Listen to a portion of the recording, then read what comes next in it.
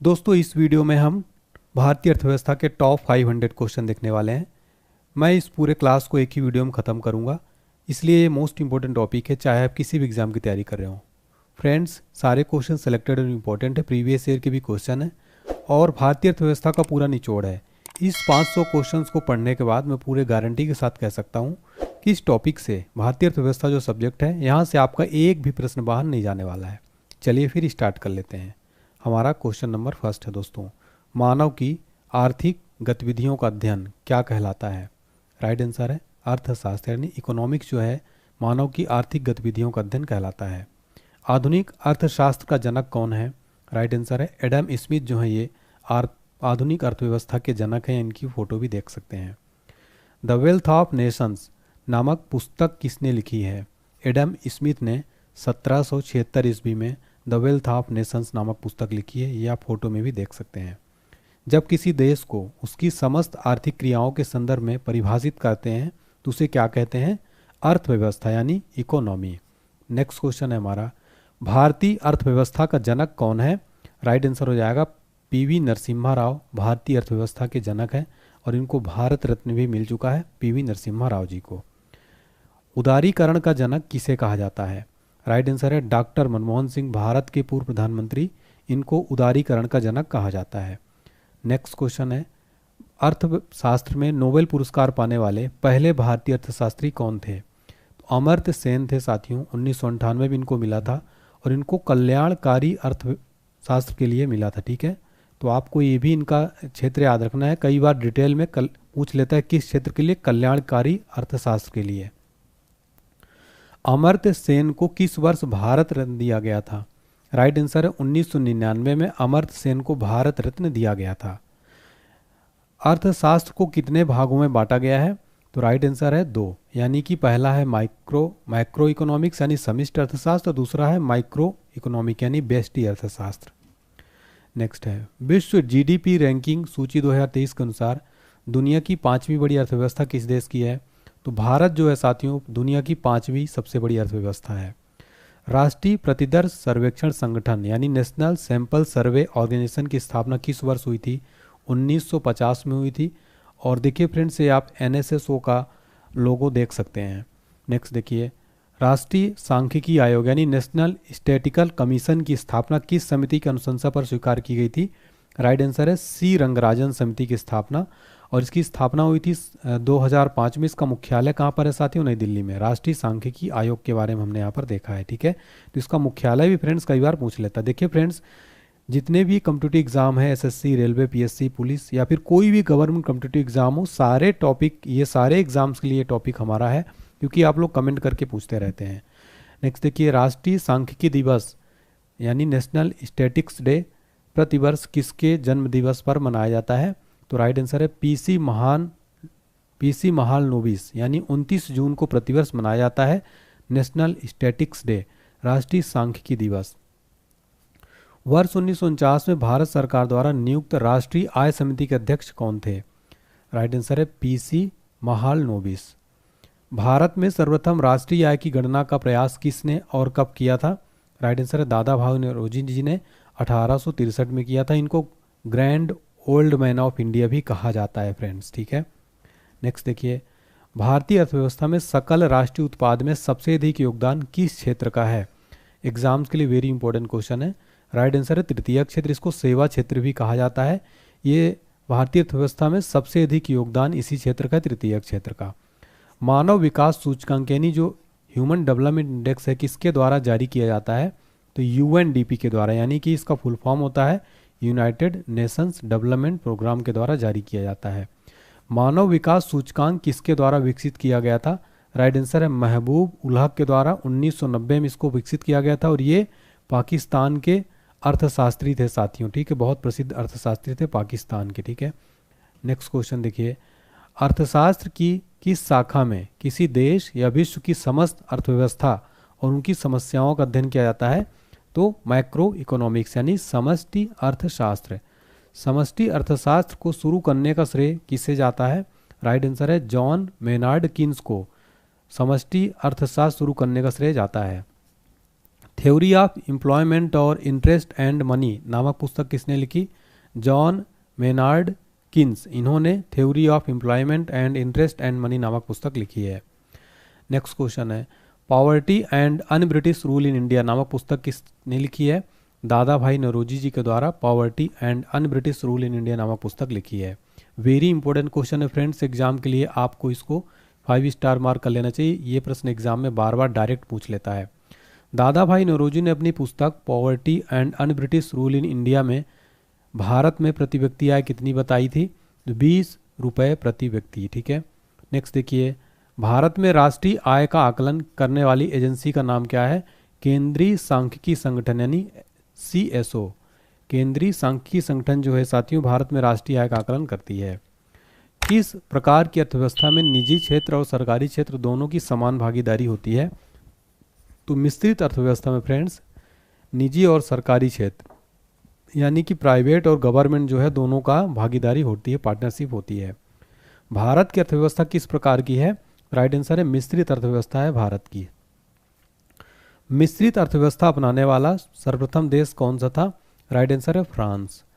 ऐसी अर्थव्यवस्था जिसमें दूसरे देशों के साथ व्यापार करने पर कम से कम प्रतिबंध होता है, क्या कहते हैं उसको? खुली अर्थव्यवस्था। जैसे कि हांगकांग हो गया, सिंगापुर हो गया, इन देशों की अर्थव्यवस्था क्या है? ओपन इकोनॉमी है, यानी खुली अर्थव्यवस्था है जिसमें दूसरे देशों के साथ व्यापार करने पर कम से कम प्रतिबंध होता है। नेक्स्ट क्वेश्चन है, अर्थशास्त्र की किस शाखा में किसी व्यक्तिगत, परिवार या किसी फर्म का अध्ययन किया जाता है? राइट आंसर है माइक्रो इकोनॉमिक्स यानी कि व्यष्टि अर्थशास्त्र। नेक्स्ट है, ऐसी अर्थव्यवस्था जिसमें निजी क्षेत्रों की भागीदारी अधिक तथा सार्वजनिक क्षेत्रों की भागीदारी न्यूनतम हो, वह किस प्रकार की अर्थव्यवस्था कहलाती है? तो राइट आंसर हो जाएगा इसको पूंजीवादी अर्थव्यवस्था को क्या कहते हैं? जिसमें प्राइवेट सेक्टर की भागीदारी ज़्यादा हो और पब्लिक सेक्टर की भागीदारी उसमें कम हो, उसको पूंजीवादी अर्थव्यवस्था कहा जाता है। किस प्रकार की अर्थव्यवस्था में अधिकतम लाभ और न्यूनतम कल्याण नीति अपनाई जाती है? पूंजीवादी अर्थव्यवस्था में अधिकतम लाभ और न्यूनतम कल्याण नीति अपनाई जाती है। किस प्रकार की अर्थव्यवस्था में उत्पादन, आपूर्ति और कीमत सरकार द्वारा तय किया जाता है? तो समाजवादी अर्थव्यवस्था में उत्पादन, आपूर्ति और कीमत गवर्नमेंट द्वारा तय की जाती है। न्यूनतम लाभ और अधिकतम कल्याण की नीति किस अर्थव्यवस्था के अंतर्गत अपनाई गई है? तो राइट आंसर है समाजवादी अर्थव्यवस्था के अंतर्गत। नेक्स्ट क्वेश्चन देखिए, विश्व के किस देश द्वारा मुख्य रूप से समाजवादी अर्थव्यवस्था को अपनाया गया है?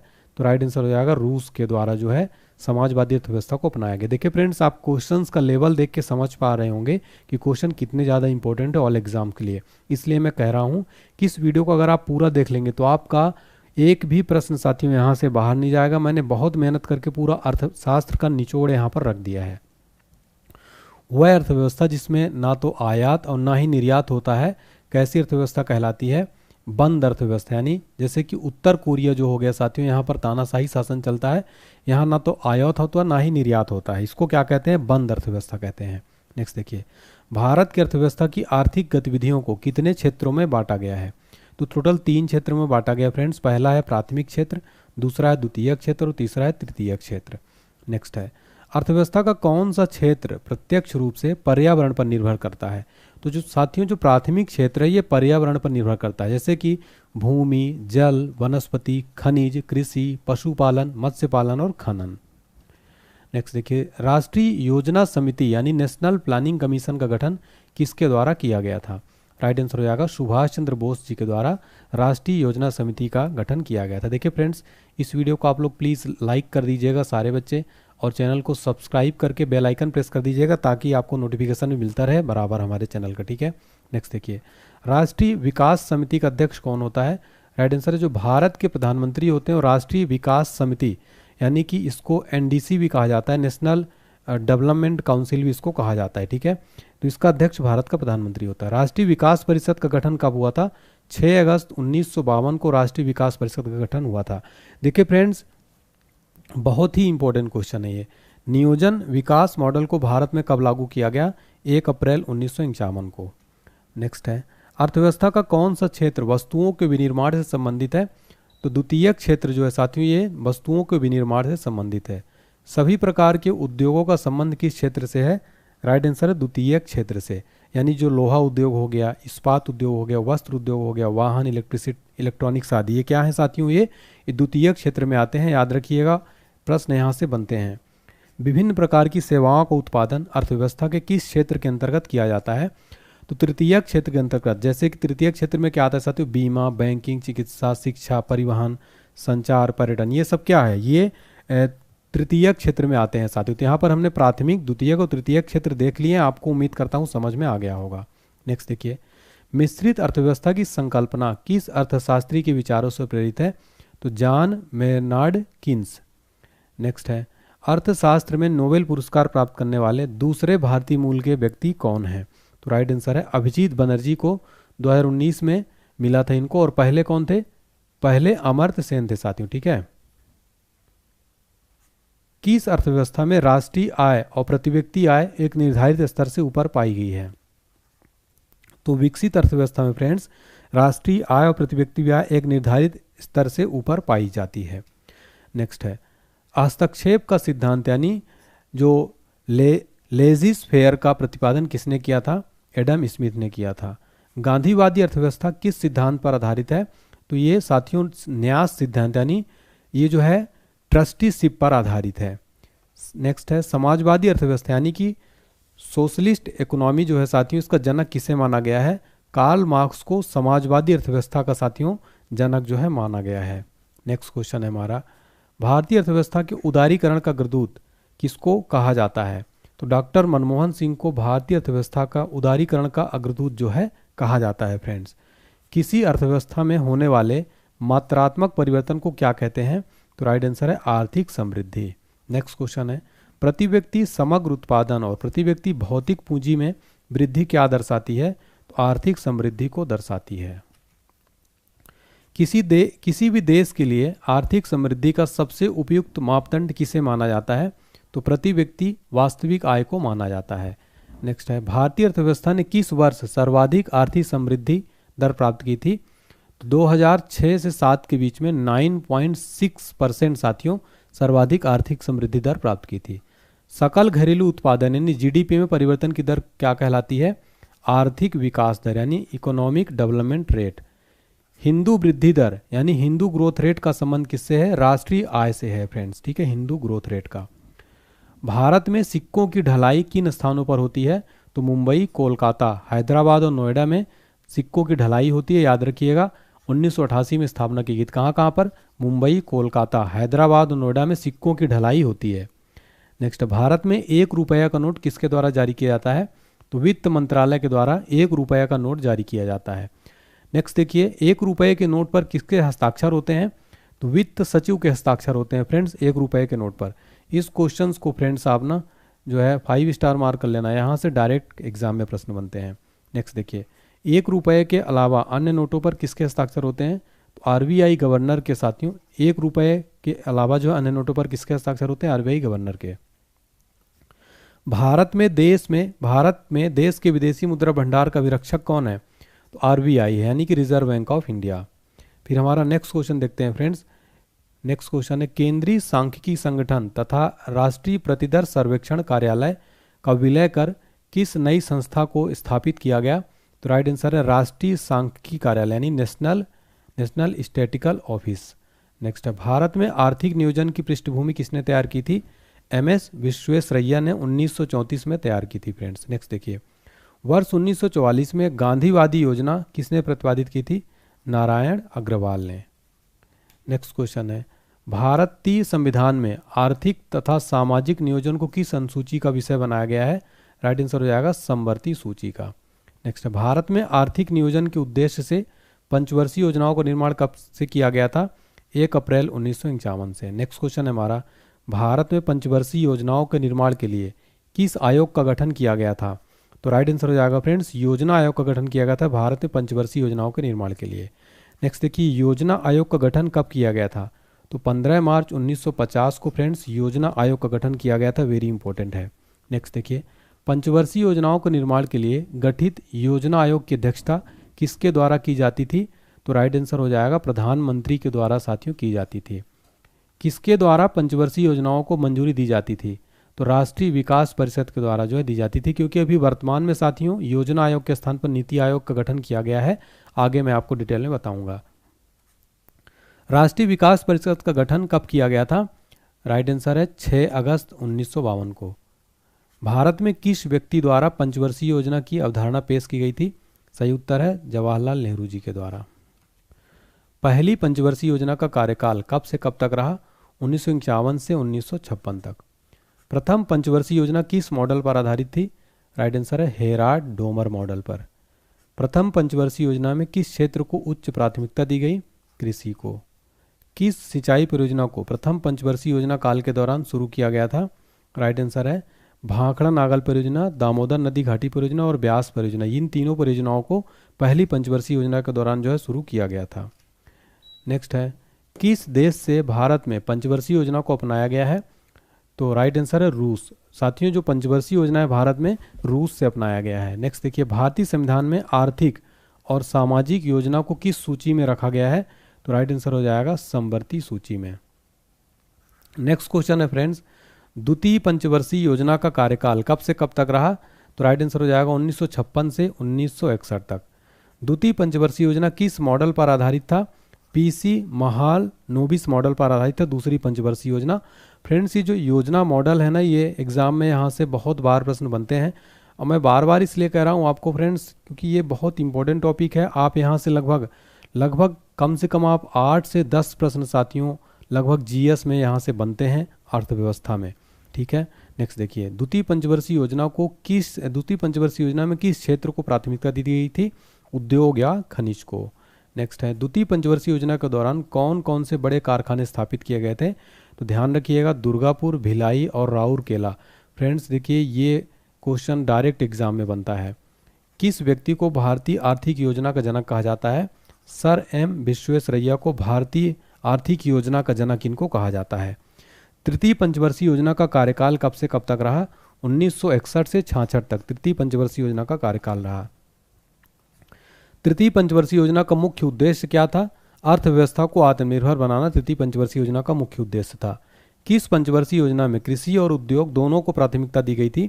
तृतीय पंचवर्षीय योजना में कृषि और उद्योग दोनों को प्राथमिकता दी गई थी। Bokaro iron and steel industry की स्थापना किस देश की सहायता से की गई? तो ये रूस की सहायता से झारखंड में की गई थी 1964 में फ्रेंड्स। ठीक है, तो जो बोकारो आयरन एंड स्टील जो इंडस्ट्री है ये रूस की सहायता से स्थापित किया गया था। किस क्रांति की शुरुआत तृतीय पंचवर्षीय योजना के कार्यकाल के समय हुई थी? तो हरित क्रांति की शुरुआत हुई थी फ्रेंड्स। ठीक है, भारत में हरित क्रांति का जनक किस कृषि वैज्ञानिक को कहा जाता है? तो याद रखिएगा एमएस स्वामीनाथन को। और फ्रेंड्स इनको 2024 में भारत रत्न सम्मान जो कि भारत का सर्वोच्च पुरस्कार है फ्रेंड्स, इनको जो है दिया गया है। ठीक है, मरणोपरांत दिया गया। तृतीय पंचवर्षीय योजना के असफल होने का मुख्य कारण क्या था? तो एक तो भारत चीन युद्ध जो कि 1962 में, दूसरा भारत पाक युद्ध 1965 में, तीसरा अभूतपूर्व सूखा। इसलिए तीसरी पंचवर्षीय योजना क्या हो गई थी? असफल हो गई थी। चतुर्थ पंचवर्षीय योजना का कार्यकाल कब से कब तक रहा? 1969 से 1974 तक जो है साथियों चतुर्थ पंचवर्षीय योजना का कार्यकाल रहा। देखिए फ्रेंड्स अगर आपको मेरी वीडियो पसंद आती है तो कमेंट सेक्शन में फीडबैक जरूर दीजिएगा आपको मेरी क्लास कैसी लग रही है। अभी तो आपको पूरे 400 क्वेश्चन और करने हैं कंप्लीट इसी वीडियो में। वीडियो थोड़ा लंबा होगा, आप इसलिए बीच में साथियों इसको 2 पार्ट में भी देख सकते हैं। किस पंचवर्षीय योजना के समय कृषि वृद्धि दर सर्वाधिक रही थी? तो चतुर्थ पंचवर्षीय योजना के समय कृषि वृद्धि दर सर्वाधिक रही थी। चतुर्थ पंचवर्षीय योजना में किस क्षेत्र को उच्च प्राथमिकता दी गई थी? तो राइट आंसर हो जाएगा मुद्रास्फीति को नियंत्रित करना और आर्थिक क्षेत्र में आर्थिक स्थिति में स्थिरता। चतुर्थ पंचवर्षीय योजना किस मॉडल पर आधारित थी? तो डीआर गाडगिल मॉडल पर आधारित थी चौथी पंचवर्षीय योजना। किस क्रांति का प्रारंभ चतुर्थ पंचवर्षीय योजना के कार्यकाल में हुआ था? श्वेत क्रांति यानी ऑपरेशन फ्लड। गरीबी उन्मूलन तथा आत्मनिर्भरता की प्राप्ति किस पंचवर्षीय योजना का मुख्य उद्देश्य था? तो पांचवी पंचवर्षीय योजना का मुख्य उद्देश्य क्या था साथियों? मुख्य उद्देश्य था गरीबी उन्मूलन तथा आत्मनिर्भरता की प्राप्ति। फ्रेंड्स ये क्वेश्चन आप दिमाग में बिल्कुल बैठा लेना, 5 स्टार। ये डायरेक्ट प्रश्न पूछता है किस पंचवर्षीय योजना में गरीबी उन्मूलन का लक्ष्य था? तो आपको याद रखना है पांचवी पंचवर्षीय योजना। पांचवी पंचवर्षीय योजना का कार्यकाल कब से कब तक रहा? राइट आंसर 1974 से 1978 तक।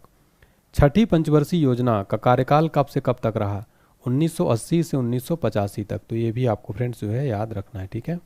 नेक्स्ट देखिए, छठी पंचवर्षीय योजना का मुख्य उद्देश्य क्या था? तो गरीबी उन्मूलन और रोजगार में वृद्धि, ठीक है। लुढ़कती हुई योजना यानी कि रोलिंग प्लान का संबंध किस योजना से है? अनवरत योजना। और आपको बता दें कि जनता पार्टी की सरकार द्वारा मोरारजी देसाई के नेतृत्व में 1978 से 83 अवधि के लिए बनाई गई थी अनवरत योजना। नेक्स्ट देखिए, भोजन, काम और उत्पादन का नारा किस पंचवर्षीय योजना के कार्यकाल में दिया गया था? 7वीं पंचवर्षीय योजना के कार्यकाल में दिया गया था। 7वीं पंचवर्षीय योजना का कार्यकाल कब से कब तक रहा? 1985 से 1990 तक।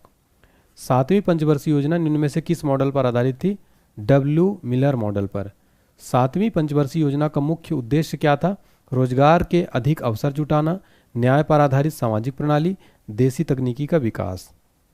फ्रेंड्स, अर्थव्यवस्था के सारे टॉपिक इस वीडियो में हम देखेंगे।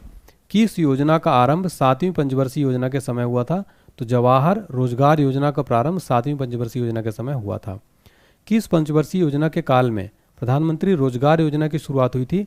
8वीं पंचवर्षीय योजना के समय। 8वीं पंचवर्षीय योजना में किस क्षेत्र को सर्वोच्च प्राथमिकता दी गई थी? तो राइट आंसर है मानव संसाधन का विकास, रोजगार का विकास, शिक्षा व जन स्वास्थ्य। किस पंचवर्षीय योजना के अंतर्गत राष्ट्रीय महिला कोष की स्थापना की गई थी? तो राइट आंसर हो जाएगा 8वीं पंचवर्षीय योजना के दौरान। भारत सरकार द्वारा गरीब महिलाओं को संपत्ति निर्माण के लिए लघु ऋण उपलब्ध कराने के लिए संस्था की स्थापना की गई थी। तो राष्ट्रीय महिला कोष की कब की गई थी? 1993 में। देश में गरीबी और बेरोजगारी को समाप्त करना किस पंचवर्षीय योजना का मुख्य उद्देश्य था? तो 10वीं पंचवर्षीय योजना का मुख्य उद्देश्य था। तीव्रतम एवं समावेशी विकास किस पंचवर्षीय योजना का मुख्य उद्देश्य था? राइट आंसर हो जाएगा 11वीं पंचवर्षीय योजना। योजना आयोग को खत्म करके नीति आयोग का गठन किस पंचवर्षीय योजना के कार्यकाल में किया गया था? तो 12वीं पंचवर्षीय योजना में किया गया था 2012 से 17 में। नीति आयोग का गठन कब किया गया? राइट आंसर हो जाएगा साथियों 1 जनवरी 2015 को। नीति का फुल फॉर्म यहाँ पर होगा national institution for transforming India, ठीक है। तो याद रखिएगा। नीति आयोग का पदेन अध्यक्ष कौन होता है? तो प्रधानमंत्री इसके जो है पदेन अध्यक्ष होते हैं नीति आयोग के। नेक्स्ट देखिए, सर्व शिक्षा अभियान की शुरुआत किस पंचवर्षीय योजना में हुई थी? राइट आंसर हो जाएगा 9वीं पंचवर्षीय योजना में सर्व शिक्षा अभियान की शुरुआत हुई थी और 1997 से 2002 के बीच में। नेक्स्ट देखिए, नाबार्ड तथा एग्जिम बैंक की स्थापना किस पंचवर्षीय योजना कार्यकाल के समय हुई? 6ठी पंचवर्षीय योजना के समय 1980 से 85 के दौरान हुई थी। भारत में सर्वप्रथम कागजी मुद्रा यानी पेपर मनी की शुरुआत किस वर्ष की गई? राइट आंसर है 1862 में भारत में सर्वप्रथम कागजी मुद्रा यानी पेपर मनी की शुरुआत हुई थी, यानी नोट प्रचलन हुआ था। विदेशी मुद्रा जिसमें त्वरित प्रवास की प्रवृत्ति यानी क्विक माइग्रेशन ट्रेंड होती है, ऐसी मुद्रा क्या कहलाती है? गर्म मुद्रा यानी हॉट मनी। स्मार्ट मनी या प्लास्टिक मनी शब्द का प्रयोग किसके लिए किया जाता है? तो क्रेडिट या डेबिट कार्ड के लिए। बिटकॉइन क्रिप्टो करेंसी का प्रचलन किसने शुरू किया था? तो सातोशी नाकामोतो ने साथियों ये बिटकॉइन क्रिप्टो करेंसी का प्रचलन शुरू किया था। भारतीय रुपया किस वर्ष तक 16 आनों में विभाजित था? 1957 तक। आरबीआई द्वारा जारी नोटों में कुल कितनी भाषाओं का प्रयोग किया जाता है? टोटल 17 भाषाएं होती है फ्रेंड्स। ये क्वेश्चन एसएससी एग्जाम में बहुत बार पूछा गया है। वह मुद्रा जिसका वास्तविक एवं अंकित मूल्य बराबर हो उसे क्या कहते हैं? प्रामाणिक मुद्रा। प्रामाणिक मुद्रा यानी कि स्टैंडर्ड मनी। विशेष आहरण अधिकार यानी स्पेशल ड्राइविंग राइट्स किस प्रकार की मुद्रा का उदाहरण है? तो ये एक आर्टिफिशियल मुद्रा यानी कि कृत्रिम मुद्रा। आर्टिफिशियल हिंदी में कृत्रिम कहते हैं। भारत में मुद्रा गुणक यानी मनी मल्टीप्लायर को किस रूप में परिभाषित किया जाता है? आरक्षित मुद्रा के रूप में। पोस्टल ऑर्डर, डिमांड ड्राफ्ट तथा चेक किस प्रकार की मुद्रा के प्रकार हैं? तो ये साथियों ऐच्छिक मुद्रा यानी ऑप्शनल मनी। मुद्रा प्रसार यानी करेंसी एक्सपेंशन से क्या तात्पर्य है? तो अर्थव्यवस्था में ऊंची कीमतों का होना, मुद्रा प्रसार, ठीक है। नेक्स्ट देखिए, वर्ष 2020 तक एक वैश्विक डिजिटल करेंसी लिब्रा तथा एक डिजिटल वॉलेट कैलिब्रा जारी करने की घोषणा किसने की थी? तो फेसबुक जो कंपनी इसने किया था। फेसबुक का भी नया नाम हो गया है मेटा। क्या हो गया है? मेटा। तो ये भी आपको याद रखना है। भारत में मुद्रा और साख का नियंत्रण किसके द्वारा किया जाता है? आरबीआई यानी कि भारतीय रिजर्व बैंक के द्वारा, रिजर्व बैंक ऑफ इंडिया, ठीक है। तो ये याद रखिएगा। सर्वप्रथम आधुनिक बैंकिंग का विकास किस देश में हुआ था? इटली में हुआ था। भारतीय रिजर्व बैंक की स्थापना किस वर्ष हुई थी? तो राइट आंसर हो जाएगा 1935 में। भारत में केंद्रीय बैंक की स्थापना का प्रथम प्रयास किस आयोग ने किया था? राइट आंसर है चैम्बरलिन आयोग, वर्ष 1914 में। इंपीरियल बैंक ऑफ इंडिया को स्थापना किस वर्ष की गई थी? 1921 में। भारतीय रिजर्व बैंक को कितने मूल्य तक के करेंसी नोट छापने का अधिकार प्राप्त है? तो 10,000 तक। आरबीआई के प्रथम गवर्नर कौन थे? सर ओसवान स्मिथ आरबीआई के प्रथम गवर्नर थे। विश्व की 5वीं ऐसी मुद्रा जिसका अपना प्रतीक यानी सिंबल है तो भारतीय रुपया। ये आप जो देख रहे हैं साथियों, ये क्या है? ये भारतीय रुपया का सिंबल है। भारतीय रुपया का प्रतीक चिन्ह किसके द्वारा डिजाइन किया गया है? उदय कुमार ने किया था 2010 में। साथियों, भारतीय रुपया का जो प्रतीक चिन्ह, ये जो आप देख रहे हैं ये रुपया का प्रतीक चिन्ह, इसको डिजाइन किसने किया था? उदय कुमार ने। नरसिम्हन समिति का संबंध किससे है? बैंकिंग संरचना के सुधारों से। भारत में व्यावसायिक बैंकों द्वारा साख सृजन यानी क्रेडिट क्रिएशन का नियंत्रण कौन करता है? भारतीय रिजर्व बैंक आरबीआई। भारतीय रिजर्व बैंक का मुख्यालय कहाँ स्थित है? राइट आंसर है मुंबई में। भारत में केंद्रीय बैंक और बैंकों का बैंक किसे कहा जाता है? आरबीआई को कहा जाता है। भारत में सिक्के जारी करने तथा नियंत्रित करने का कार्य कौन करता है? आरबीआई। प्रथम क्षेत्रीय ग्रामीण बैंक यानी रीजनल रूरल बैंक की स्थापना किस वर्ष की गई थी? 1975 में। भारत का प्रथम निजी बैंक कौन था? राइट आंसर हो जाएगा इलाहाबाद बैंक, जो भारत का साथियों पहला प्राइवेट बैंक था। ठीक है ना, तो ये भी आपको याद रखना है। नेक्स्ट देखिए, वाणिज्य पत्र यानी कॉमर्शियल पेपर किसके लिए साख का स्रोत है? कारपोरेट उद्योग। इंद्रधनुष योजना का संबंध किससे है? तो बैंकों में वित्तीय सुधार से। आरबीआई भारतीय रिजर्व बैंक का लेखा वर्ष यानी अकाउंटिंग ईयर की अवधि है 1 जुलाई से 30 जून। वर्ष 2008 में वित्तीय क्षेत्रों में सुधार हेतु जिस समिति का गठन किया गया था उसके अध्यक्ष कौन थे? रघुराम राजन। वाणिज्यिक बैंक किस सूची के अंतर्गत आते हैं? संघ सूची के अंतर्गत आते हैं। विश्व का प्रथम केंद्रीय बैंक कौन सा था? तो ये था स्वेरिजेस रिक्स बैंक, यानी स्वीडन में था ये। इसकी स्थापना हुई थी 1668 में। साथियों, ये विश्व का पहला केंद्रीय बैंक था। इसका नाम है स्वेरिजेस रिक्स बैंक। नेक्स्ट देखिए, भारतीय रिजर्व बैंक के प्रथम भारतीय गवर्नर कौन थे? सीडी देशमुख थे। इनका कार्यकाल 1943 से 1949 तक था। आरबीआई किस प्रणाली के तहत करेंसी नोट जारी करता है? तो नियत न्यूनतम आरक्षण प्रणाली के तहत जो है आरबीआई नोट जारी करता है। भारतीय रिजर्व बैंक को कुल कितना रिजर्व कोष अपने पास रखना होता है? सही उत्तर है 200 करोड़ का जो है कुल रिजर्व कोष अपने पास रखना होता है। किस आयोग की सिफारिश पर आरबीआई की स्थापना की गई थी? हिल्टन यंग आयोग की स्थापना पर आरबीआई की सिफारिश की गई थी फ्रेंड्स। नेक्स्ट क्वेश्चन देखते हैं हमारा, भारतीय रिजर्व बैंक का राष्ट्रीयकरण किस वर्ष किया गया? 1 जनवरी 1949 को आरबीआई का राष्ट्रीयकरण किया गया था। आरबीआई के राष्ट्रीयकरण के समय गवर्नर कौन थे? तो सीडी देशमुख जो हैं, ये आरबीआई के राष्ट्रीयकरण के समय कौन थे गवर्नर? सीडी देशमुख। आरबीआई का राष्ट्रीयकरण 1 जनवरी 1949 को किया गया। सीडी देशमुख का कार्यकाल कब से कब तक था? 11 अगस्त 1943 से 30 जून 1949 तक। कोई भी बैंक अपनी शाखा का स्थानांतरण किसकी अनुमति के बिना नहीं कर सकता? तो आरबीआई की अनुमति के बिना नहीं कर सकता है। भारत के विदेशी व्यापार से संबंधित आंकड़े किसके द्वारा एकत्रित और प्रकाशित किए जाते हैं? तो आरबीआई के द्वारा। पंजाब नेशनल बैंक की स्थापना किस वर्ष की गई थी? 1894 में की गई थी पंजाब नेशनल बैंक की स्थापना।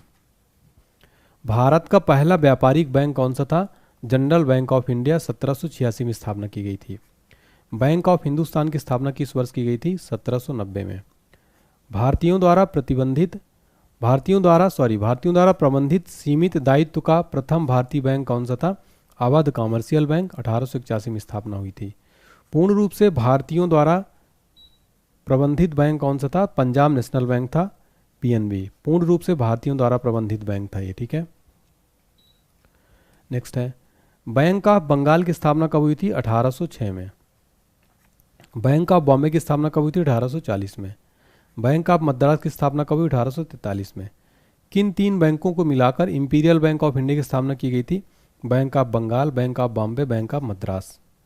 1 जुलाई 1955 से में राष्ट्रीयकरण के उपरांत इंपीरियल बैंक ऑफ इंडिया को किस नाम से जाना गया? State bank of India. ये याद रखिएगा फ्रेंड्स। ठीक है, तो इंपीरियल बैंक ऑफ इंडिया को जो राष्ट्रीयकरण हुआ था उसके बाद से इसको एसबीआई कहा जाने लगा। नेक्स्ट है, किस वर्ष 8 क्षेत्रीय बैंकों का राष्ट्रीयकरण करके स्टेट बैंक ऑफ इंडिया का सहायक दर्जा दिया गया? 1959 में। एसबीआई की विज्ञापन पंक्ति क्या है? Win you all the way. Bharat का सबसे बड़ा व्यापारिक बैंक कौन सा है? वो है एसबीआई यानी state bank of India. State bank of India का मुख्यालय कहाँ स्थित है? इसका मुख्यालय मुंबई में है। इसकी स्थापना 1 जुलाई 1955 को हुई थी। भारत में कितने करेंसी नोट छापने की प्रेस है? तो ये 4 है टोटल। एक देवास मध्य प्रदेश में, दूसरा नासिक महाराष्ट्र में, तीसरा मैसूर कर्नाटक में, चौथा साल्वोनी पश्चिम बंगाल में। ठीक है, तो करेंसी नोट छापने की कहाँ कहाँ पर है ये ध्यान रखिएगा। Dewas Madhya Pradesh, Nashik, Mysore, Salboni Paschim Bangal. Simply click credit card योजना किस बैंक द्वारा शुरू की गई? एसबीआई। भारत में प्रथम महिला बैंक की स्थापना कब और कहाँ की गई थी? 19 नवंबर 2013 को मुंबई में की गई भारत में प्रथम महिला बैंक। भारत के किस बैंक ने सबसे पहले चीन में अपनी शाखा स्थापित की थी? तो एसबीआई यानी स्टेट बैंक ऑफ इंडिया ने। भारत में पहला इस्लामिक बैंक कहाँ स्थापित किया गया था? कोच्चि, केरला में। प्रथम बैंक क्रेडिट कार्ड कब और किस देश द्वारा निर्मित किया गया था? बैंक ऑफ अमेरिका द्वारा 1959 ईस्वी में। भारत के किस व्यावसायिक बैंक यानी कॉमर्शियल बैंक ने सबसे पहले चलती फिरती एटीएम, मोबाइल एटीएम सेवा शुरुआत किया था? तो आईसीआई बैंक ने साथियों, आईसीआईसीआई बैंक ने कॉमर्शियल बैंक था जो पहला चलता फिरता एटीएम चालू किया था। क्षेत्रीय ग्रामीण बैंक यानी रीजनल रूरल बैंक की स्थापना कब हुई थी? 2 अक्टूबर 1975 में। नाबार्ड की स्थापना कब हुई थी? 1982 में। नाबार्ड का फुल फॉर्म होता है national bank for agriculture and rural development. NABARD का मुख्यालय कहाँ स्थित है? मुंबई में स्थित है। बैंकों के पूंजी पर्याप्तता यानी कैपिटल एडेक्वेसी के मापन के लिए किस अंतर्राष्ट्रीय मानक का प्रयोग किया जाता है? बेसल मानक। किस समिति की अनुशंसा पर नाबार्ड यानी राष्ट्रीय कृषि ग्रामीण विकास बैंक की स्थापना की गई थी? शिव रमन सिंह समिति की सिफारिश पर किया गया था 1982 में। ग्रामीण अवसंरचना विकास कोष यानी रूरल इंफ्रास्ट्रक्चर डेवलपमेंट फंड का संचालन कौन करता है? राइट आंसर हो जाएगा नाबार्ड। नेक्स्ट क्वेश्चन है दोस्तों, किस समिति की अनुशंसा पर भारत में जोखिम परिसंपत्तियों के 9% न्यूनतम पूंजी पर्याप्तता यानी मिनिमम कैपिटल एडेक्वेसी का प्रावधान किया गया है? नरसिम्हन समिति। कर्ज को लौटाने में समर्थ होने के बावजूद जानबूझकर कर्ज न लौटाने वाले ऋणी को किस नाम से जाना जाता है? तो इसको इरादतन चूक करता। आयात निर्यात बैंक यानी एग्जिम बैंक कब स्थापित हुआ था? 1982 में। बैंकों में जमा राशि बढ़ने पर मुद्रा आपूर्ति पर क्या प्रभाव पड़ता है? राइट आंसर है मुद्रा आपूर्ति बढ़ती है। रेखी समिति का संबंध किससे है? राइट आंसर है अप्रत्यक्ष कर के संबंध में सुझाव हेतु। जब निश्चित समयावधि में अधिकांश वस्तुओं एवं सेवाओं के मूल्यों में सामान्य स्तर से अधिक वृद्धि होने लगती तो उसे क्या कहते हैं? मुद्रास्फीति यानी इन्फ्लेशन। नेक्स्ट है, भारत में मुद्रास्फीति की दर माप किस आधार पर किया जाता है? उपभोक्ता मूल्य सूचकांक, थोक मूल्य सूचकांक तथा श्रमिक के जीवन निर्वाह सूचकांक के आधार पर। औद्योगिक कर्मकारों के लिए उपभोक्ता कीमत सूचकांक कौन जारी करता है? श्रम ब्यूरो। जब वस्तुओं के मूल्य में वृद्धि होती है तो मुद्रा के मूल्य में कमी किस कारण आती है? मुद्रास्फीति के कारण। मुद्रास्फीति एवं बेरोजगारी दर के मध्य संबंध किसके द्वारा दर्शाया जाता है? तो राइट आंसर हो जाएगा फिलिप्स वक्र के द्वारा। वाणिज्य बैंक यानी कॉमर्शियल बैंक सरकार को किस माध्यम से उधार देता है? सांविधिक तरलता अनुपात के माध्यम से जो है कॉमर्शियल बैंक सरकार वाणिज्य बैंक को यानी कि जो वाणिज्य बैंक है सरकार को किस माध्यम से उधार देता है? तो एसएलआर यानी कि सांविधिक तरलता अनुपात। भारत में व्यापारिक बैंकों की देनदारियों में सबसे महत्वपूर्ण अंश किसका है? सावधि जमा यानी फिक्स्ड डिपॉजिट। हेलीकॉप्टर मुद्रा की अवधारणा का प्रतिपादन सर्वप्रथम किस अमेरिकी अर्थशास्त्री ने किया था? Milton Friedman. वह स्थिति जब मुद्रास्फीति और मुद्रा अपस्फीति की अवस्था साथ साथ उपस्थित हो उसे क्या कहते हैं? उसको कहते हैं स्क्यूफ्लेशन। नेक्स्ट है, मुद्रास्फीति एवं मंदी की एक साथ उपस्थिति क्या दर्शाती है? गतिहीन स्फीति। ऋण की सीमाओं में परिवर्तन करना साख नियंत्रण की किस रीति के प्रयोग के द्वारा संभव है? तो गुणात्मक साख नियंत्रण यानी कि इसको कहते हैं क्वालिटेटिव क्रेडिट कंट्रोल। वस्तुओं एवं सेवाओं के सामान्य कीमत स्तर में सतत गिरावट किस कारण होती है? तो अपस्फीति के कारण। मौद्रिक नीतियों की समीक्षा कितने अंतराल पर की जाती है? प्रत्येक 2 माह के उपरांत पर मौद्रिक नीतियों की समीक्षा की जाती है। नगद आरक्षित अनुपात यानी कि कैश रिजर्व रेशियो और खुला बाजार कार्रवाई किसके साधन है? मौद्रिक नीति के। मौद्रिक नीति का निर्माण भारत में किसके द्वारा किया जाता है? आरबीआई यानी रिजर्व बैंक ऑफ इंडिया के द्वारा। आरबीआई जिस दर पर वाणिज्यिक बैंकों को ऋण प्रदान करता है उसे क्या कहते हैं? इसको बैंक दर या बैंक रेट भी कहते हैं। वेरी इंपॉर्टेंट क्वेश्चन है। अल्पकालीन आवश्यकताओं की पूर्ति हेतु जिस ब्याज दर पर कॉमर्शियल बैंक रिजर्व बैंक से ऋण प्राप्त करते हैं उसे क्या कहते हैं? रेपो रेट कहते हैं। रेपो रेट का नियमन कौन करता है? तो भारत का आरबीआई करता है। अल्पकालीन अवधि के लिए जिस ब्याज दर पर रिजर्व बैंक द्वारा कॉमर्शियल बैंक से नकदी प्राप्त की जाती है उसे क्या कहते हैं? रिवर्स रेपो रेट कहा जाता है। फ्रेंड्स याद रखिएगा, ठीक है। हमारा नेक्स्ट क्वेश्चन है दोस्तों, भारतीय रिजर्व बैंक के पास विभिन्न व्यावसायिक बैंकों की कुल जमा एवं आरक्षित राशि का निर्धारण भाग क्या कहलाता है? नगद आरक्षित अनुपात। राज्य भविष्य निधि के अंतर्गत सरकार से प्राप्त मुद्रा को किस कोष में जमा किया जाता है? सार्वजनिक लेखा निधि में। भारत में मुद्रास्फीति मानक की सबसे लोकप्रिय माप क्या है? उपभोक्ता मूल्य सूचकांक, ठीक है। भारत में कर्मचारियों के महंगाई भत्ते का निर्धारण किस आधार पर किया जाता है? उपभोक्ता कीमत सूचकांक के आधार पर। ऑपरेशन द्विष्ट किसके द्वारा प्रारंभ किया गया है? रिजर्व बैंक द्वारा। अनुसूचित वाणिज्यिक बैंक किसानों एवं ग्राहकों को जिस दर पर ऋण देते हैं उस दर को क्या कहते हैं? उस दर को आधार दर यानी बेस रेट कहते हैं। उपभोक्ता मूल्य सूचकांक की गणना किस आधार पर की जाती है? तो वस्तुओं और सेवाओं दोनों की कीमतों के आधार पर। वस्तुओं और सेवाओं की मांग की अपेक्षा आपूर्ति अधिक हो जाए तो इनकी कीमतों में गिरावट आती है। इसे क्या कहते हैं? इसे मुद्रा संकुचन यानी डिफ्लेशन कहते हैं। मौद्रिक नीति समिति के अध्यक्ष कौन होते हैं? रिजर्व बैंक के गवर्नर होते हैं। मौद्रिक नीति समिति में कुल कितने सदस्य होते हैं? टोटल 6 सदस्य होते हैं। इसमें 3 सदस्य आरबीआई के प्रतिनिधि, 3 सदस्य की नियुक्ति केंद्र सरकार द्वारा की जाती है। वे ऋण जिनकी ब्याज दर परिवर्तनशील होती है क्या कहलाती है? Floating rate loans. नेक्स्ट है, औद्योगिक प्रतिभूतियों के अंतर्गत किसे शामिल किया जाता है? Share and debenture. नेक्स्ट है, वे प्रतिभूतियां जिनकी परिपक्वता अवधि 365 दिन से अधिक की होती है क्या कहलाती हैं? बॉन्ड। प्रारंभिक सार्वजनिक प्रस्ताव के माध्यम से विश्व में सर्वाधिक पूंजी जुटाने वाली कंपनी कौन सी है? सऊदी आरामको, जो सऊदी अरब की है। बुलिश और बियरिश अवधारणा किससे संबंधित है? ये शेयर बाजार से रिलेटेड है। नेक्स्ट है, सेबी यानी भारतीय प्रतिभूति और विनिमय बोर्ड की स्थापना किस वर्ष की गई थी? 12 अप्रैल 1988 को। भारतीय स्टॉक मार्केट का विनियमन और पर्यवेक्षण किसके द्वारा किया जाता है? सेबी के द्वारा। सेबी का मुख्यालय कहाँ स्थित है? तो मुंबई में स्थित है। देखिए फ्रेंड्स, सेबी का फुल फॉर्म होता है इंग्लिश में securities and exchange board of India. SEBI के क्षेत्रीय मुख्यालय कहाँ कहाँ स्थित है? कोलकाता, दिल्ली और चेन्नई में जो है सेबी के क्षेत्रीय मुख्य कार्यालय स्थित है। सेबी का संपूर्ण प्रबंधन कितने सदस्यों की देखरेख में होता है? टोटल 6 सदस्यों की देखरेख में होता है। सेबी के अध्यक्ष का कार्यकाल कितने वर्ष का होता है? टोटल 3 वर्ष का। राष्ट्रीय शेयर बाजार नेशनल स्टॉक एक्सचेंज की स्थापना की संतुष्टि किस समिति ने की थी? फिरवानी समिति 1991 में। राष्ट्रीय शेयर बाजार का मुख्यालय कहाँ स्थित है? मुंबई के वर्ली में। बॉम्बे स्टॉक एक्सचेंज की स्थापना किस वर्ष की गई थी? 1875 में। नेक्स्ट है, बॉम्बे स्टॉक एक्सचेंज कहाँ स्थित है? राइट आंसर दलील स्ट्रीट मुंबई में, जो है दलाल स्ट्रीट मुंबई में स्थित है बॉम्बे स्टॉक एक्सचेंज। विश्व का पहला संगठित शेयर बाजार कहाँ स्थापित किया गया था? राइट आंसर नीदरलैंड्स में एम्स्टर्डम स्टॉक एक्सचेंज 1602 में, ठीक है, तो ये याद रखिएगा। अमेरिका स्टॉक एक्सचेंज में सूचीबद्ध होने वाली प्रथम भारतीय कंपनी कौन सी थी? इन्फोसिस। मुंबई स्टॉक एक्सचेंज का संवेदी शेयर सूचकांक क्या है? सेंसेक्स है, BSE, ठीक है। नेक्स्ट देखिए,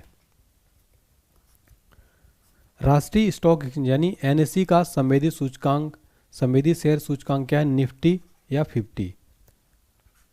गिल्ड एज्ड बाजार किससे संबंधित है? सरकारी प्रतिभूतियों के बाजार से, ठीक है। गिल्ड एज्ड जो है सरकारी प्रतिभूतियों के बाजार से। सार्वजनिक वितरण प्रणाली के अंतर्गत केंद्रीय निर्गम मूल्य निर्धारण हेतु किस समिति का गठन किया गया था? KR वेणुगोपाल समिति। कोई बाजार क्रेता बाजार कब कहलाता है? जब मांग से पूर्ति अधिक होती है। भारत के विनिवेश आयोग के प्रथम अध्यक्ष कौन थे? GV रामकृष्ण। ऐसे लोग जो द्वितीयक बाजार की अपेक्षा प्राथमिक बाजार में निवेश करना पसंद करते हैं क्या कहलाते हैं? स्टैक। मुद्रा बाजार का नियमन और नियंत्रण किसके द्वारा किया जाता है? RBI के द्वारा। भारत सरकार द्वारा 1993 में रंगराजन समिति की नियुक्ति किस लिए की गई थी? पूंजी विनिवेश के लिए। भारतीय जीवन बीमा निगम की स्थापना कब की गई थी? 1 सितंबर 1956 को। किसान क्रेडिट कार्ड योजना कब प्रारंभ की गई थी? वर्ष 1998 से 99 में। RN मल्होत्रा समिति का संबंध किस क्षेत्र से है? बीमा क्षेत्र से। साख निर्धारण के संबंध में भारत की सबसे पुरानी क्रेडिट रेटिंग संस्था कौन सी है? क्रिसिल है, वर्ष 1987 में स्थापना हुई थी। पूंजी बाजार तथा उद्योग जगत में प्रतिष्ठित एवं बड़ी कंपनियों को किस नाम से जाना जाता है? ब्लू चिप कंपनी के नाम से जाना जाता है। कौन सी एकमात्र कंपनी है जो भारत में भारतीय डिपॉजिटरी रसीद के रूप में सूचीबद्ध है? तो वो है स्टैंडर्ड कैरेक्टर बैंक। ठीक है, स्टैंडर्ड चार्टर्ड बैंक। ठीक है, स्टैंडर्ड चार्टर्ड बैंक। नेक्स्ट देखिए, भारतीय पूंजी बाजार घोटाले की पुनर्वृत्ति को रोकने के लिए भारत सरकार ने किसे नियामक शक्तियां यानी रेगुलेटरी पावर सौंपी है? सेबी को। जापान स्टॉक एक्सचेंज का अंश मूल्य सूचकांक क्या है? निक्की। न्यूयॉर्क स्टॉक एक्सचेंज मूल्य सूचकांक क्या है? Dough Jones. कोस्पी किस देश का स्टॉक एक्सचेंज का मूल्य सूचकांक है? दक्षिण कोरिया का है। इटली स्टॉक एक्सचेंज का मूल्य सूचकांक क्या है? मिबलेट। फ्रांस के स्टॉक एक्सचेंज का संवेदी सूचकांक क्या है? CAC। ब्राजील के स्टॉक एक्सचेंज का संवेदी सूचकांक क्या है? बोवेस्पा। भारत में सर्वप्रथम आयकर कब लगाया गया था? 24 जुलाई 1860 में। भारत में प्रत्येक वर्ष किस दिन आयकर दिवस यानी इनकम टैक्स डे मनाया जाता है? 24 जुलाई को मनाया जाता है। सरकारी व्यय को नियंत्रित करने वाला कौन सा मंत्रालय है? वित्त मंत्रालय। कृषि आयकर सर्वप्रथम कब लगाया गया था? 1938 में, बिहार में। शराब पर उत्पाद कर यानी एक्साइज ड्यूटी किसके द्वारा लगाया गया था? राज्य सरकार के द्वारा। संशोधित मूल्य वर्धित कर यानी रिवाइज्ड वैल्यू एडेड टैक्स का संबंध किससे है? उत्पाद कर से। भारत में सबसे पहले मूल्य वर्धित कर लागू करने वाला राज्य कौन सा है? हरियाणा है फ्रेंड्स। वर्ष 2005 में सबसे पहले इसने वैल्यू एडेड टैक्स लगाया था यानी वैट। भारत सरकार के बजट में न्यूनतम वैकल्पिक कर यानी मैट का समावेश कब किया गया था? वर्ष 1996-97 में।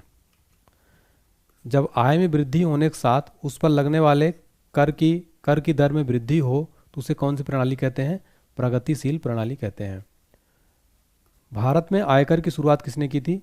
तो जेम्स विल्सन ने की थी।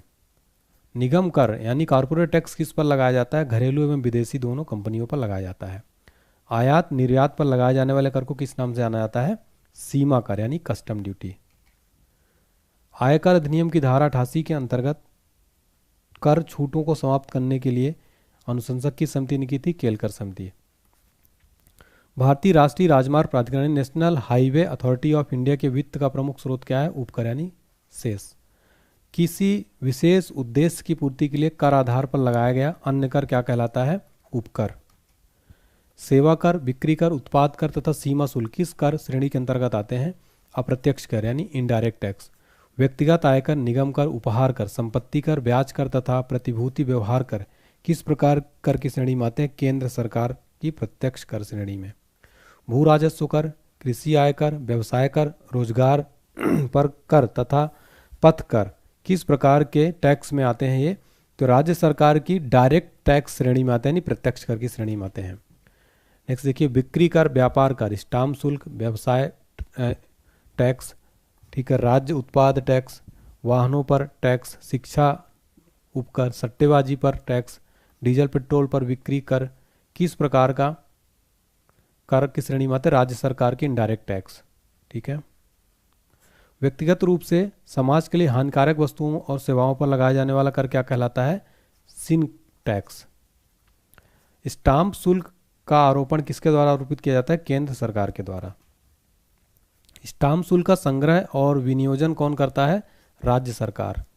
पहली बार सेवा कर किस वर्ष शुरू किया गया था? 1994-95 में।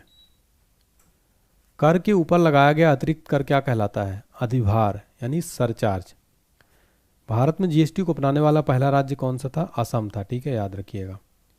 कर ढांचे में सुधार के लिए सुझाव देने हेतु किस समिति का गठन किया गया? चलैया समिति 1991 में। भारत में सबसे ज्यादा राजस्व किससे प्राप्त होता है? उत्पाद शुल्क से। वाचू समिति का संबंध किस कार्य क्षेत्र से है? प्रत्यक्ष कर से। एल.के. झा समिति का संबंध किस कार्य क्षेत्र से है? प्रत्यक्ष कर से। पार्थ सारथी शीम समिति का संबंध किस से है? कर नीति से। वाईवी रेड्डी समिति का संबंध किस से है? आयकर छूटों की समीक्षा से। केलकर समिति का संबंध किस कार्य क्षेत्र से है? प्रत्यक्ष एवं परोक्ष कर से। नीति आयोग के उपाध्यक्ष नियुक्ति कौन करता है? भारत के प्रधानमंत्री। थोक मूल्य सूचकांक यानी WPI कौन जारी करता है? वाणिज्य और उद्योग मंत्रालय द्वारा। विवाद से विश्वास योजना किससे संबंधित है? विवादित कर राशि के भुगतान से। वैट सिद्धांत का प्रतिपादन किसने किया था? विल्हेम वॉन सीमेंस ने 1918 में। राज्य स्तर पर वैट किस कर के स्थान पर लागू हुआ था? बिक्री कर पर। काले धन को सफेद करने की प्रक्रिया क्या कहलाती है? मनी लॉन्ड्रिंग यानी मनी लॉन्ड्रिंग कहलाती है। वर्ष 2012 से मनी लॉन्ड्रिंग पर रोक लगाने के उद्देश्य से कौन सा नया कर लगाया गया? एंजल टैक्स जो लगाया गया साथियों। अब इसको लेकिन इस बजट 2024 में साथियों एंजल टैक्स को क्या कर दिया गया? खत्म कर दिया गया है। कौन सा नियम या कानून कर चोरी करने वाली की पहचान करता है? गार यानी कि जनरल एंटी अवॉइडेंस रूल। ठीक है। बाजार की सकारात्मक गतिविधियों से उत्पन्न नकारात्मक प्रभावों पर आरोपित कर को क्या कहते हैं? Pythagoras tax. भारत में वस्तु और सेवा कर गुड्स एंड सर्विस टैक्स की व्यवस्था कब से लागू की गई? 1 जुलाई 2017 से। भारतीय जीएसटी मॉडल किस देश के उपभोग वैट मॉडल पर आधारित है? कनाडा। भारतीय संविधान के किस संशोधन द्वारा जीएसटी को लागू किया गया था? 101वें संविधान संशोधन के द्वारा। जीएसटी परिषद का अध्यक्ष कौन होता है? केंद्रीय वित्त मंत्री। विश्व में सर्वप्रथम किस देश ने जीएसटी लागू किया था? फ्रांस ने 1954 में। जीएसटी परिषद में सम्मिलित कुल सदस्यों की संख्या कितनी है? 33। जीएसटी में भारत में जीएसटी पारित करने वाला पहला राज्य कौन सा है? असम है। इस क्वेश्चन में 5 स्टार मार्क कर लेना आप। ठीक है। भारत में जीएसटी लागू करने का सुझाव किसने दिया था? विजय केलकर समिति ने। सर्वप्रथम जीएसटी बिल का प्रारूप तैयार करने वाली समिति के अध्यक्ष कौन थे? असीम दास गुप्ता। जीएसटी पंजीकरण के कुल कितने अंक हैं? टोटल जीएसटी में 15 अंक होते हैं। भारत में जीएसटी का प्रस्ताव कब लाया गया था? 2000 में। जीएसटी दिवस कब मनाया जाता है? 1 जुलाई को प्रतिवर्ष जीएसटी दिवस मनाया जाता है। जीएसटी की चोरी करने में कितने साल की सजा का प्रावधान है? 5 वर्ष का। संविधान के किस अनुच्छेद के तहत जीएसटी परिषद का गठन किया गया है? अनुच्छेद 279A के तहत। जीएसटी के कितने प्रकार है? 3 प्रकार है, SGST, CGST और IGST। जीएसटी नेटवर्क के साथ जुड़ी भारत की 2 बड़ी कंपनी कौन सी? इन्फोसिस और विप्रो। बजट किस प्रकार का लेख पत्र है? सरकार की राजकोषीय नीति का। भारत में बजट प्रणाली की शुरुआत करने का श्रेय किस वायसराय को जाता है? लॉर्ड कैनिंग को। भारत में प्रथम बजट कब प्रस्तुत किया गया? 18 फरवरी 1860 को। भारतीय संविधान सरकार को किस अनुच्छेद के अंतर्गत सार्वजनिक बजट बनाने की अधिकारिता प्रदान करती है? तो अनुच्छेद 112। भारत की प्रथम पूर्णकालिक महिला वित्त मंत्री कौन है? निर्मला सीतारमन है।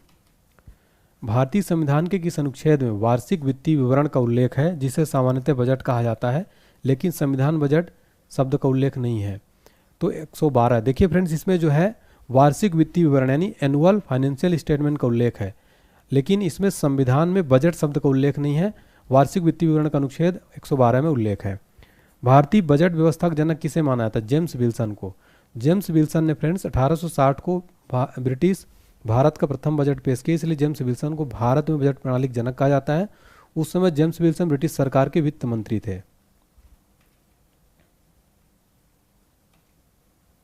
नेक्स्ट देखिए, केंद्रीय वित्तीय बजट संसद में किसके द्वारा पेश किया जाता है? वित्त मंत्री के द्वारा। गणतंत्र भारत का प्रथम बजट किसने पेश किया? जॉन मथाई ने पेश किया था। आपको बता दें साथियों, ब्रिटिश भारत का प्रथम बजट 7 अप्रैल 1860 को जेम्स विल्सन ने पेश किया था। स्वतंत्र भारत का प्रथम बजट 26 नवंबर 1947 को RK शनमुखम शेट्टी ने पेश किया था। वहीं गणतंत्र भारत का सर्वप्रथम बजट 28 फरवरी 1950 को जॉन मथाई ने पेश किया था।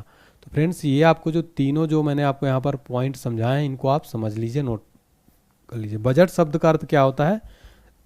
चमड़े का थैला। भारत में शून्य आधारित बजट सर्वप्रथम किसने प्रस्तुत किया था? राजीव गांधी जी ने। शून्य आधारित बजट का जनक किसे माना जाता है? पीटर ए पायर को। राजकोषीय घाटा की अवधारणा किस समिति ने प्रस्तुत किया था? सुखमय चक्रवर्ती समिति ने 1985 में।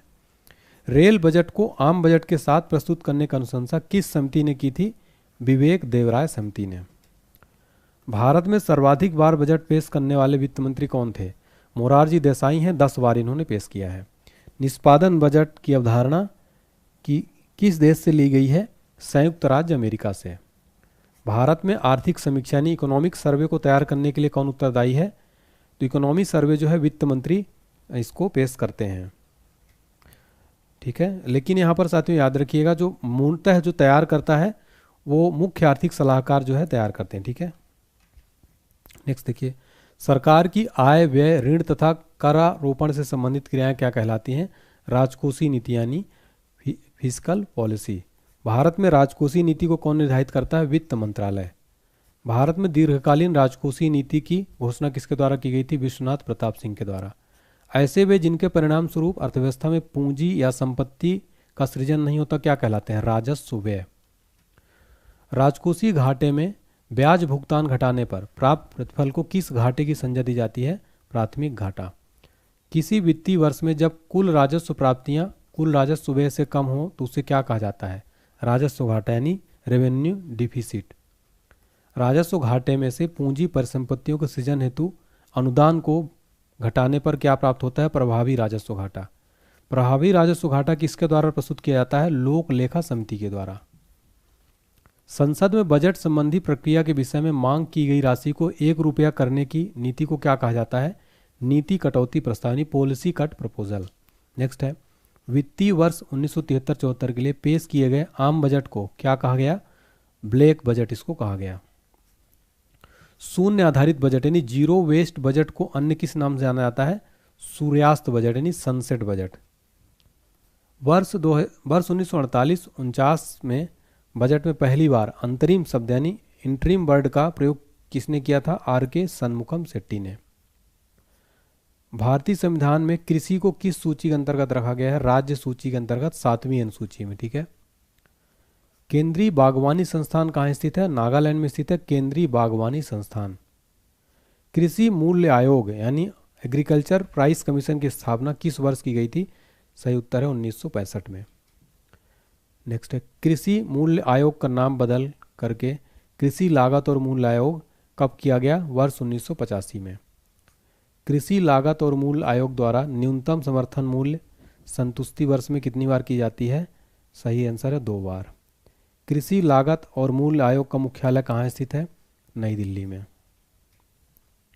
राष्ट्रीय कृषि अनुसंधान प्रबंधन अकादमी का मुख्यालय कहाँ स्थित है? हैदराबाद में। 1 हेक्टेयर से कम कृषि भूमि क्या कहलाती है? सीमांत जोत। गन्ने की उचित और लाभप्रद कीमत को कौन अनुमानित करता है? आर्थिक मामलों की मंत्रिमंडलीय समिति। भारत में विश्व कृषि संगणना कार्यक्रम के अंतर्गत प्रथम कृषि संगणना फर्स्ट एग्रीकल्चर सेंसस कब की गई थी? 1970 में। मौसम आधारित फसल बीमा योजना सर्वप्रथम किस राज्य द्वारा लागू की गई? कर्नाटक द्वारा। भारत सरकार ने किस लिए कीमत स्थिरीकरण कोष यानी प्राइस स्टेबलाइजेशन फंड की स्थापना का निर्णय लिया है? चाय, कॉफ़ी, रबर और तंबाकू की कीमतों को स्थिर रखने के लिए भारत सरकार ने प्राइस स्टेबलाइजेशन फंड की स्थापना किया है। राष्ट्रीय खाद्य सुरक्षा मिशन किस वर्ष प्रारंभ किया गया था? 2007-8 में। राष्ट्रीय विशेष कृषि उपज योजना मुख्य रूप से किससे संबंधित है? निर्यात योग्य कृषि मूल्य से। एशिया का पहला मेगा फूड पार्क कहाँ स्थित है? गेतल सूद, रांची में। राष्ट्रीय चावल शोध संस्थान कहाँ स्थित है? कटक में। भारतीय गन्ना प्रजनन संस्थान कहाँ है? कोयम्बटूर में। भारतीय डेयरी अनुसंधान संस्थान कहाँ है? करनाल में। केंद्रीय कॉफी अनुसंधान संस्थान कहाँ है? कुर्ग में। जूट कृषि अनुसंधान संस्थान कहाँ है? बैरकपुर में। टिड्डी चेतावनी संगठन कहाँ है? जोधपुर में। तो टिड्डी चेतावनी संगठन कहाँ है? जोधपुर में। टिड्डी चेतावनी संगठन, यहाँ पर थोड़ा सा साथियों बोलने में मिस्टेक हुई, इसके लिए मैं माफ़ी चाहता हूँ। राष्ट्रीय मत्स्य उद्योग विकास बोर्ड कहाँ है? हैदराबाद में। राष्ट्रीय जैव उर्वरक विकास केंद्र कहाँ है? गाजियाबाद में। पशु चिकित्सा और जीव विज्ञान संस्थान कहाँ है? बेंगलुरु में। पशु स्वास्थ्य संस्थान कहाँ है? जालंधर में। लघु किसान कृषि व्यापार संघ कहाँ है? नई दिल्ली में। भारतीय चारागाह एवं चारा अनुसंधान संस्थान कहाँ है? झांसी में। सरकार खाद्य पदार्थों का क्रय किस मूल्य पर करती है? अधिप्राप्ति मूल्य पर है, यानी कि याद रखिए, ठीक है। खाद्यान्न की अधिप्राप्ति वितरण और भंडारण करने वाली नोडल एजेंसी कौन सी है? भारतीय खाद्य निगम, ठीक है, फूड कॉरपोरेशन ऑफ इंडिया। प्रथम विश्व खाद्य पुरस्कार किसे और कब दिया गया था? याद रखिएगा 1987 में, याद रखिएगा 1987 में MS स्वामीनाथन को, ठीक है ना। नेक्स्ट क्वेश्चन देखते हैं हमारा। दीर्घकालिक कृषि ऋण किसके द्वारा प्रदान किया जाता है? भूमि विकास बैंक के द्वारा। नेक्स्ट, भारत में प्रथम औद्योगिक नीति की घोषणा कब और किसके द्वारा की गई थी? राइट आंसर हो जाएगा श्यामा प्रसाद मुखर्जी द्वारा 6 अप्रैल 1948 में। भारत में लघु स्तर का मुख्य उद्योग कौन सा है? हथकरघा उद्योग, यानी हैंडलूम इंडस्ट्री। BSNL की स्थापना किस वर्ष हुई थी? सन 2000 में। कागज विनिर्माण उद्योग के लिए प्रसिद्ध कौन से स्थान है? तो यमुनानगर, गुवाहाटी तथा बल्लारपुर। मेक इन इंडिया कार्यक्रम का लोगो क्या है? शेर। इसकी शुरुआत हुई थी 25 सितंबर 2014 में मोदी जी के द्वारा। भारत में मिल निर्मित कपड़े का सर्वाधिक उत्पादक राज्य कौन सा है? गुजरात। नेक्स्ट देखिए, भारत में उद्योग हेतु लाइसेंसिंग प्रणाली का आधार क्या है? तो वह है उद्योग अधिनियम 1951। भारत सरकार द्वारा महारत्न योजना की शुरुआत कब की गई थी? राइट आंसर हो जाएगा दिसंबर 2009 में। भारत का सबसे बड़ा संगठित और एवं व्यापक उद्योग कौन सा है? वो है कपड़ा उद्योग, जो भारत का सबसे संगठित और व्यापक उद्योग। भारत की सिलिकॉन वैली किस शहर को कहते हैं? तो फ्रेंड्स, बेंगलुरु को कहते हैं। उदारीकरण, निजीकरण और भूमंडलीकरण की नई आर्थिक नीति घोषणा किस वर्ष की गई थी? 1991 में। नई आर्थिक नीति यानी 1991 किस सरकार के द्वारा लाई गई थी? राइट आंसर हो जाएगा नरसिम्हा राव सरकार के द्वारा फ्रेंड्स लाई गई थी। सूक्ष्म लघु मध्यम विकास अधिनियम यानी MSMDA कब पारित किया गया? याद रखिए साथियों, सन 2006 में जो है पारित किया गया था। नेक्स्ट है, कारपोरेट सोशल रिस्पॉन्सिबिलिटी संबंधी कानून सर्वप्रथम किस देश ने बनाया था? राइट आंसर हो जाएगा भारत ने। उद्योगों का वार्षिक सर्वेक्षण किसके द्वारा किया जाता है? राष्ट्रीय प्रतिदर्श सर्वेक्षण यानी NSSO के द्वारा। भारत में उदार औद्योगिक नीति किस वर्ष अपनाई गई थी? 1991 में। सूचना क्रांति के जनक किसे कहा जाता है? आर्थर सी क्लार्क को। मीरा सेठ समिति किससे संबंधित है? हथकरघा के विकास से। सत्यम समिति का संबंध किससे है? राइट आंसर हो जाएगा वस्त्र नीति से। भारत में पर्यटन और होटल उद्योग के विकास का उत्तरदायित्व किस पर है? राइट आंसर हो जाएगा भारत पर्यटन विकास निगम। नायक समिति का संबंध किससे है? राइट आंसर हो जाएगा लघु उद्योग से। आधुनिक सभ्यता के विकास के लिए सबसे मूलभूत उद्योग किसे माना जाता है? लौह इस्पात उद्योग को माना जाता है। हिंदुस्तान एरोनॉटिक्स लिमिटेड किससे संबंधित है? राइट आंसर हो जाएगा वायुयानों के उत्पादन से। राउरकेला इस्पात संयंत्र की स्थापना किस वर्ष की गई थी? राइट आंसर है 1955 में। राउरकेला इस्पात संयंत्र भारत किस राज्य में स्थित है? ओडिशा में। भारत के किस इस्पात संयंत्र की स्थापना में जर्मनी सहयोगी देश के रूप में था? तो राउरकेला इस्पात संयंत्र में। छत्तीसगढ़ में स्थित भिलाई इस्पात संयंत्र की स्थापना किस वर्ष की गई थी? 1955 में। भिलाई इस्पात संयंत्र की स्थापना किस देश के सहयोग से हुई थी? रूस के सहयोग से। दुर्गापुर इस्पात संयंत्र भारत के किस राज्य में स्थित है? पश्चिम बंगाल में। स्थापना हुई थी 1955 में। दुर्गापुर इस्पात संयंत्र की स्थापना किस देश के सहयोग से हुई थी? याद रखिए ब्रिटेन। फ्रेंड्स, ये सारे क्वेश्चन जितने करा रहा हूँ इस्पात संयंत्र वाले बहुत इंपॉर्टेंट है, एग्जाम में जरूर पूछा जाता है, ये कंट्री पूछ लेता है इनकी, तो ये डायरेक्ट प्रश्न बनते हैं फ्रेंड्स, डायरेक्ट, ठीक है। नेक्स्ट देखिए, झारखंड में स्थित बोकारो इस्पात संयंत्र की स्थापना किस वर्ष की गई थी? 1964 में। बोकारो इस्पात संयंत्र की स्थापना किस देश के सहयोग से हुई थी? रूस। भारत में गरीबी को किस रूप में परिभाषित किया जाता है? कैलोरी प्रति प्राप्ति से। भारत में निर्धनता के स्तर पर आकलन किस आधार पर किया जाता है? परिवार का उपभोग व्यय। ग्रामीण क्षेत्रों में कितनी कैलोरी प्राप्त न कर सकने वाले व्यक्ति को निर्धनता रेखा के नीचे माना जाता है? 2400 कैलोरी। शहरी क्षेत्रों में कितनी कैलोरी प्राप्त न कर सकने वाले व्यक्ति को निर्धनता रेखा से नीचे माना जाता है? 2100 कैलोरी। दांडेकर रथ फार्मूला किससे संबंधित है? गरीबी के माप से। वर्तमान समय में भारत में गरीबी रेखा निर्धारण किसके द्वारा किया जाता है? राइट आंसर है नीति आयोग के द्वारा किया जाता है। आय के वितरण की विषमता के माप की सर्वाधिक प्रचलित विधि कौन सी है? वो है गिनी गुणांक। गिनी गुणांक को किसने और कब विकसित किया था? कोरेडो गिनी ने 1912 में। लॉरेंज वक्र को किसने और कब विकसित किया था? मैक्स ओ लॉरेंज ने 1905 में। निर्धनता के दुष्चक्र का सिद्धांत किसके द्वारा दिया गया था? प्रोफेसर रेगनर नर्से के द्वारा। ठीक है। विसिसियस साइकिल ऑफ पॉवर्टी। गरीबी उन्मूलन का नारा किस पंचवर्षीय योजना में दिया गया था? 6वीं पंचवर्षीय योजना में। भारत में गरीबी की गहनता के माप के लिए सबसे उपयुक्त मानदंड क्या है? बहुआयामी गरीबी सूचकांक। बहुआयामी सूचकांक की गणना में किसे इकाई माना है? परिवार को। भारत में अधिकांश बेरोजगारी किस श्रेणी की है? तो राइट आंसर है संरचनात्मक यानी स्ट्रक्चर्ड।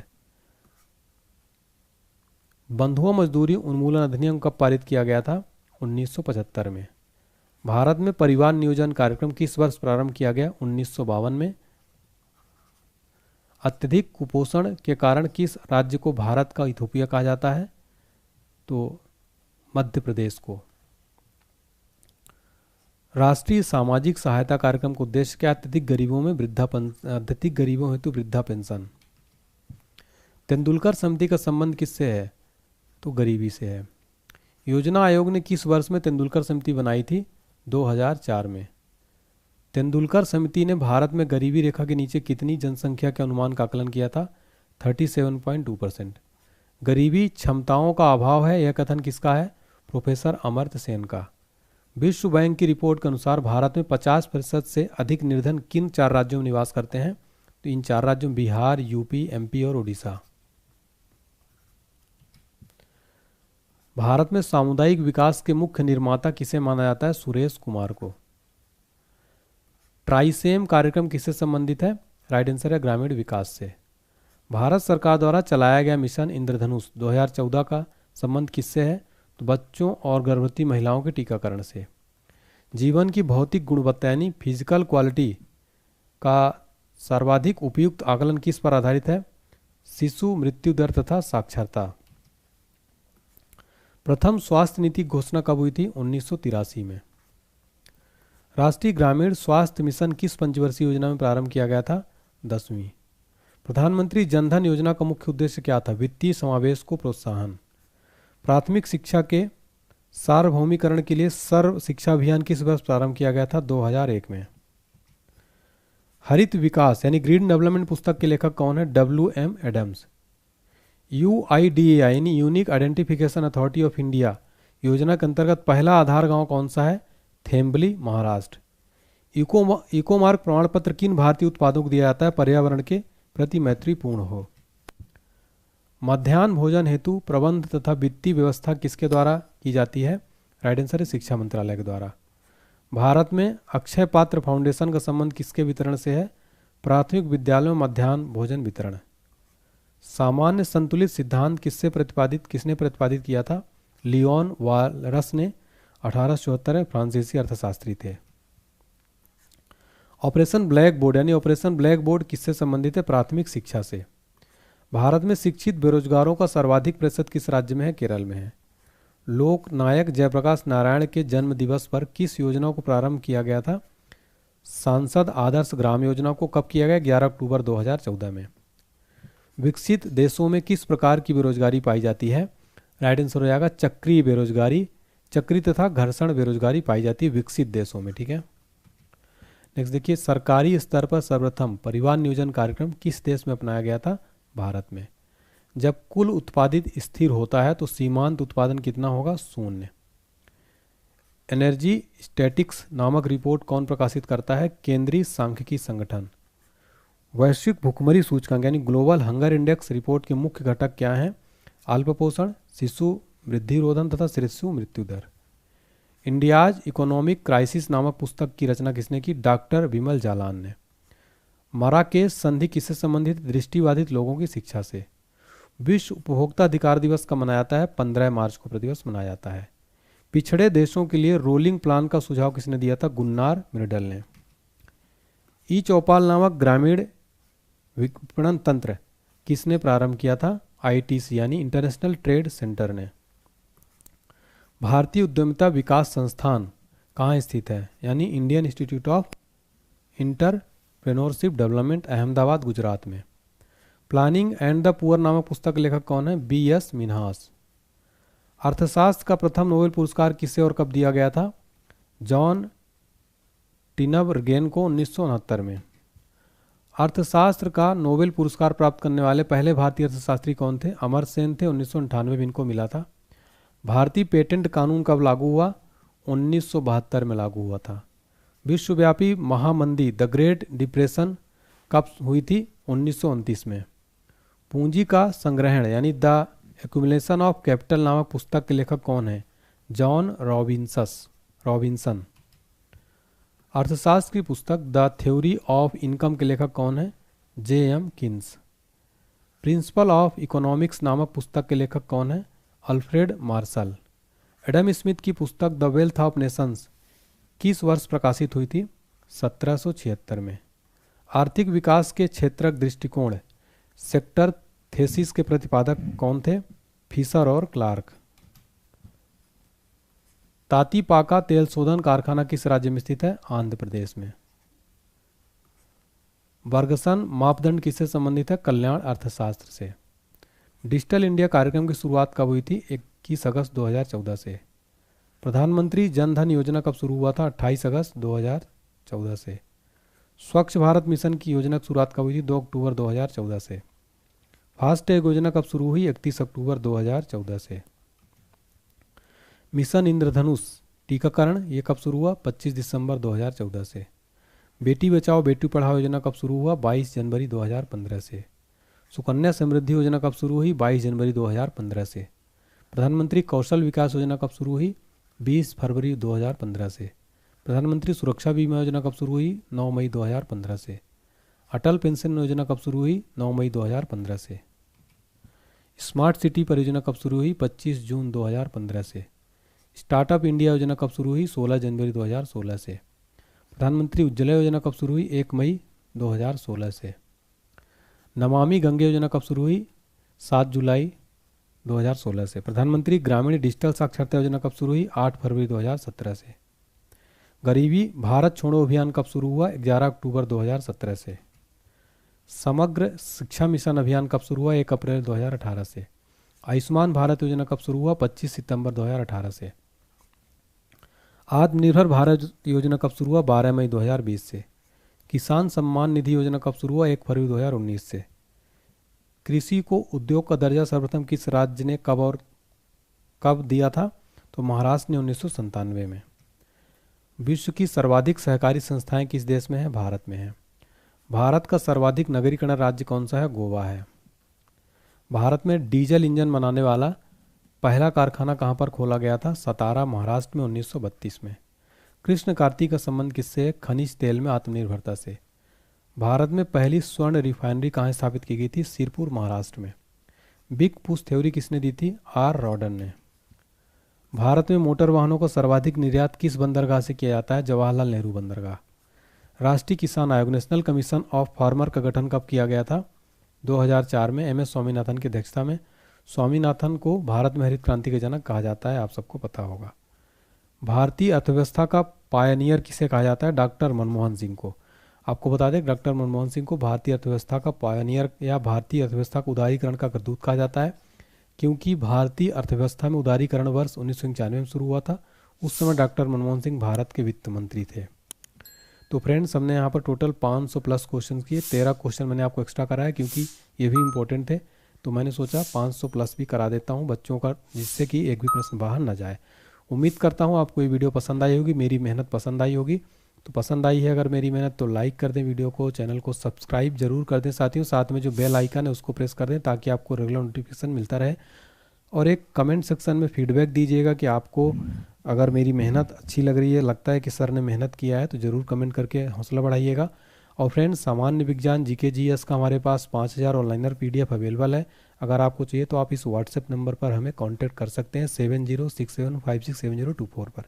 बहुत बहुत धन्यवाद। और एग्ज़ाम दे के आइएगा फ्रेंड्स। अगर आपके एग्ज़ाम में यहाँ से बहुत क्वेश्चन आएंगे मुझे उम्मीद है, तो एग्ज़ाम देने के बाद कमेंट करके ज़रूर बताइएगा आपके एग्ज़ाम में यहाँ से कितने प्रश्न बने थे। ठीक है साथियों, बहुत बहुत धन्यवाद। Thank you so much.